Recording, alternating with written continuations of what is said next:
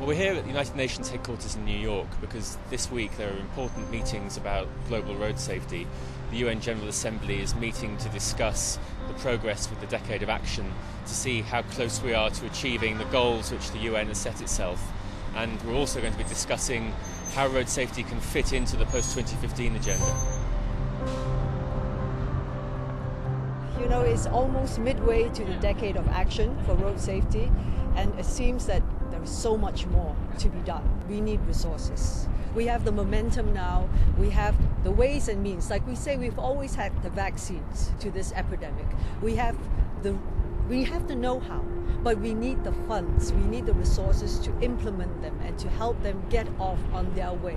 So right now we need not just the government to say that we have to do the right thing, but we need the private sectors, everyone to step up to the plate, put their money where their mouth is, and get this done.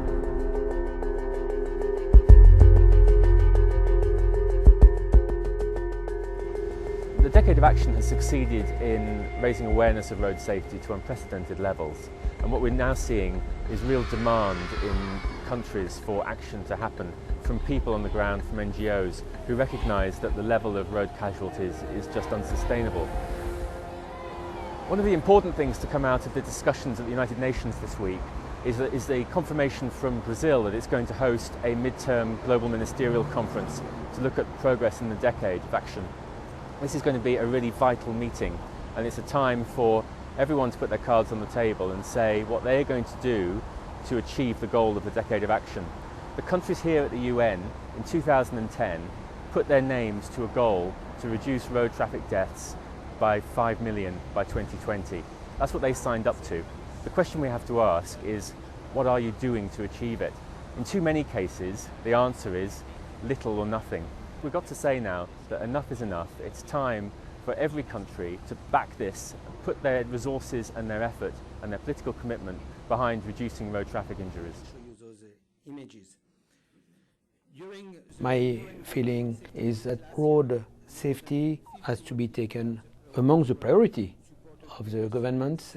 Very often I've been traveling in all the countries who are FIA members, so it means 150 countries. I've been traveling, I've been discussing with head of state, with Minister of Transport, Minister of Interior, and very often they are not aware about what is happening in the country, because for them road safety action has not yet been decided. We also need to make sure that road safety will be part of the big agenda for the next 15 years, which is the Sustainable Development Goal. I see 2015 as a key year. This needs to be the next push to bring us to the next level. There will be the discussions on the post-2015 development agenda.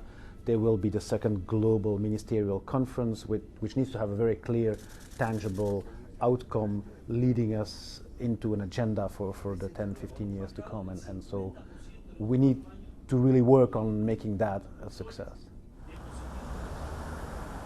Here we are at the United Nations today, coming up to the midway point, with a lot of people who previously had not recognized the urgency and importance of the issue, speaking and talking, subscribing to a resolution and giving momentum, so that the United States ambassador to the UN came out of an emergency meeting of the Security Council in order to make a speech at this United Nations session, because she feels so strongly about the issue.